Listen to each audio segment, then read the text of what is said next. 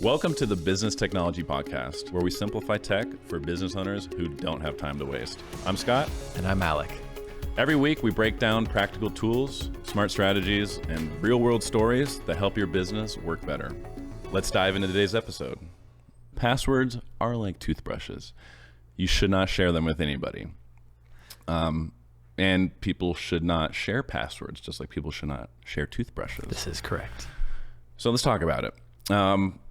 Too many times we've walked into an environment where we've seen these passwords written out on sticky notes. Oh God, yeah. It's It's more often than you'd like to admit. Paste it on the monitor, paste it on the notepad, handwritten out on the notebook, and it might be the CEO's or the owner's personal password to the email, something like that. You'd be surprised how many times we see that. So how do you cut back on 99.9% of ransomware attacks? So there's a really easy way to do it, and passwords and ransomware attacks kind of go hand in hand. So I'll paint a picture. You have someone in your organization who just cannot remember their password. And honestly, I'm kind of the same. I can only remember really like one or two passwords. I keep constantly forgetting. And you maybe have a policy where every 90 days you have to reset that password. What we see most of the time is, people just add another number to it. So it's password 12. Oh, I got to change it again. Password 123. Oh, okay, let me change it. Password 4, and so on and so forth. I mean, humans are creatures of habit. I mean, once you understand the types of passwords people are using, which is actually kind of interesting. There's been a lot of, data breaches in the last couple of years, ransomware attacks, and essentially go for these passwords. And if you can sell off a password for money, or you can essentially lock someone out of their email or their whatever, and you charge them money to give it back, that's kind of like what ransomware is. So they have your password, and it's like the key to your house, essentially. So we'll use that metaphor. The key to your house is your password. So how do you keep good hygiene on that? But of all the stolen keys out there that we looked at, you'd be surprised on how many people put their pet's name with their birth year or their birth date, and it's a pet name plus a number plus like an exclamation point on the end, like 80% of the time for most humans. So all those Facebook quizzes you did, back in 2013 about your personality or whatever, this and that, hopefully you didn't do them, but that all had information about like your favorite color or what your first pet's name was, or maybe what high school you went into. We put all this information out on the internet, so it's super easy for someone to kind of reverse engineer that and figure out like, hey, what kind of password might this person use? Now, would you say that it's becoming more predictable for these people to guess passwords with how often password resets are needing and updating every now and then? It's almost becoming, counterproductive have all these password resets. That's right. Yeah. So that was interesting because in 2022, I believe, I may be wrong on the year, but NIST came out with the cybersecurity framework version 2.0, which included an update to their password policy note, which actually kind of restated or said that, hey, we don't want to reset passwords every 90 days because it does lead to these kind of human-caused errors, which is like, we're going to make passwords repeatable. So even if your current password isn't out on the dark web, available for sale or for ransomware, someone could engineer a variation of that password, which password 123, well, they'll try password 1234, and it doesn't really take too many more tries or too much time to take one of those passwords and reset it. So I'm really trying to be or paint a picture that passwords aren't secure, right? You can't just have a key on your house. What do most people do? They have like an alarm system. They have another way to verify that it's them. So how do we do that in the IT world, in the computer technology world? It's with multi-factor authentication. And that's what I'm saying cuts back on 99.9% of ransomware attacks. So if every time you had to log into your home or go into your home and you inserted the key, and you also had to give a thumbprint recognition, right? Or it did a retina scan. Imagine that level of security, but with your intellectual property or your business information, or simply accessing your business tools. So let's say somebody has one password that they've used for the vast majority of their life. Like you mentioned, they have some variations, and that password is used for, their bank account, let's say, for their social media, but it's also used for all of their work email, their work accounts, etc. Does that pose a greater risk to the organization if that just individual were to be hacked, since they're utilizing the same passwords for the company as well? Thank you. Yes. So that actually is a huge risk, and I'll talk about what you probably should be doing with your passwords next. But yeah, passwords are actually shared. So we hear typically, like, this is 80% of the time, most ransomware attacks happen this way. So when an organization, they reuse their passwords. So whatever they are using for Facebook or their Yahoo or Hotmail or whatever, they're using at work. It's their dog, 123 exclamation point. And whatever tool that they're using, or whatever, Flickr or database that they have that same password on, if they get hacked, that's what that password gets put on the dark web. So it takes very little time for someone to put together that, hey, this person, Ken Burns, also works at this work. So I can quickly figure out what their email structure is. Is it first name, last name at domain.com, first initial, last name? It's really only like 3 different options: first name, last initial, something like that. There's 3 different options you try, and you can just take that password you took from their social media site and pump it in. And when that works, and when that threat actor gets access to that employee's credentials, that puts your business at a huge risk. This is where you may be having to face the $50,000 ransomware attack, or could be millions of dollars depending on what kind of organization you are. But what that person does with that credential is they sit and wait. They get on your network, they look at your data, they observe your users' patterns, they understand when you guys are working, when you're away.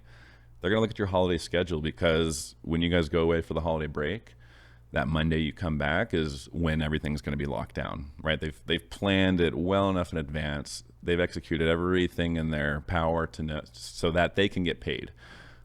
They want ransomware to be a profitable business. Our goal in the IT world is to encourage everybody to not pay ransomware and set up these policies to protect yourself against that.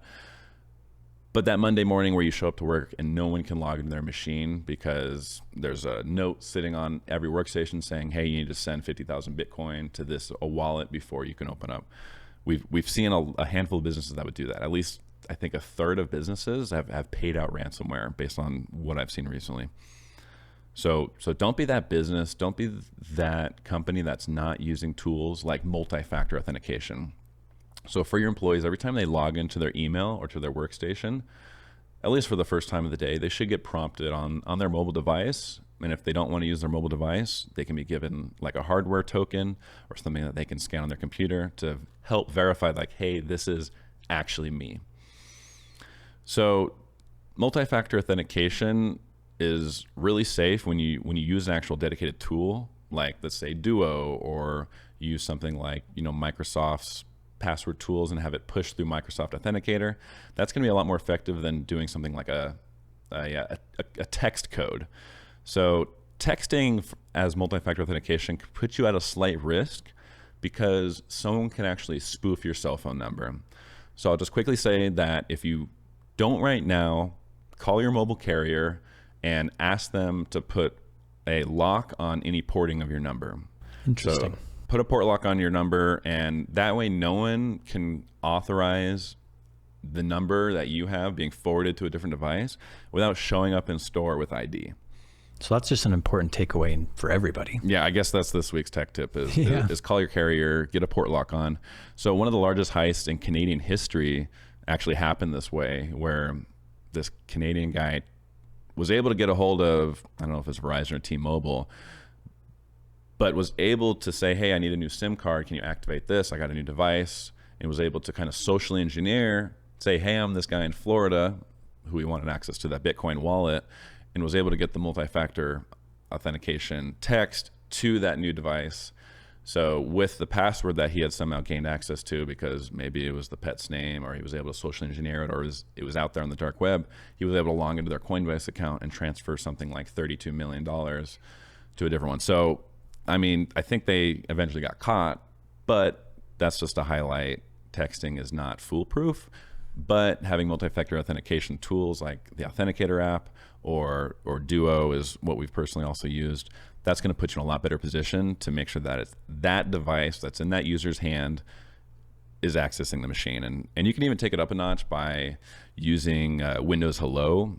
Now, we're not going to talk about what people are using for the Mac and Apple environment. Most of the business customers we work with are using Windows workstations. So good Windows laptops, business grade machines are going to come with Windows Hello's tool, which could be like a fingerprint scanner, or could be a facial recognition tool that allows that device to, you type in a password and then it uses that secondary authentication to verify biometrically that it is you. That's typically the least friction for people. I mean, having to pull your phone out of the pocket and hit yes, accept. I mean, it can get time consuming. It can lead to what is this? A term I'm looking for, where you basically, you're clicking yes all day. Yes, it's me. Yes, it's me. Yes, it's me. And then the threat actor just quickly pops in. You're like, yes, it's me. And you're not even thinking of it because it's, it's like fake alarms all day. And then when one finally goes off, you don't react to it. Exactly. And then, oh crap, it was actually a fire. Right. So if you, just typed in your password, put your finger on the fingerprint scanner, or just had your face as the Face ID, kind of like most people's iPhone, you're just going to get in right away. You're not even going to think about that added layer of security, because you're always trying to balance like usability versus security. You can have like Fort Knox, but then you got the guard gate, and then you got to get past the first guy, and then there's the people are going to hate to use it if it's too difficult. You're right, and will lead to not downtime, but just times of inefficiency, and maybe you don't need to pull out your cell phone. Maybe we want to keep it away in this case. So we've talked about implementing Windows Hello. We've talked about I want to circle back to password hygiene. So with the new cybersecurity framework 2.0, it's really not about complexity of the password. It's more about length. So it takes just a couple hours to crack an 8-digit password. It takes hundreds of thousands of years to crack a 16-character password. So when you have to use capitalization and when you have to use a special character, we almost always know that it's going to be your first letter is capitalized, and you're probably 80% of the time putting an exclamation point at the end. Yep. That's just what we look at. So don't do that. Just do like your favorite song lyrics, right? All in lowercase. This is one long sentence or something like that. That's a much more memorable password. It's something you can use for everything. You'll ultimately get required by your bank and these other tools to add the special character and maybe replace a letter with an @ sign, or maybe replace an I with an exclamation point. But don't worry about too much about the complexity, just about the length. Make it as long as you can. That's going to put you in the best position of safety. And if you haven't already, make sure that you have multi-factor authentication enabled for all of your accounts. Personal, work, whatever it is, make sure your email and those tools are locked down. And if you ever run across a tool that doesn't offer multi-factor authentication as a authentication method, probably stay away from it. They're not thinking about security. They're not thinking about your best interest. And we're putting too much of our data out there, and we're signing up for too many things we don't know about and that may not be around in the future. Just be more mindful of those things. So now, would you also recommend some of those like password management tools to help track? And if we're recommending much longer passwords, we also earlier admitted that people are forgetful. If we're bumping that up from 8 to 16, what are the tools out there that kind of help people remember and track all those different passwords across those different sites? Yeah, there's a ton of, if you're working with an MSP already, they're hopefully going to have your organization set up on one. There's common tools like consumers use LastPass, Passportal. The list goes on. Even Microsoft has a built-in password manager. So if you're using Microsoft Edge for business, you're going to be able to securely sync all of your passwords across different devices and have them securely stored there.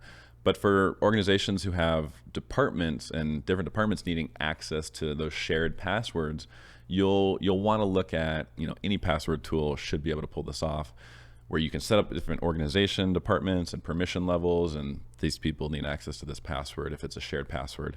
Those tools can track who uses those passwords when, so you can see like, even if it's a shared login, I still know that this person accessed it at this time to log in. So there is sort of a way to track who's using who.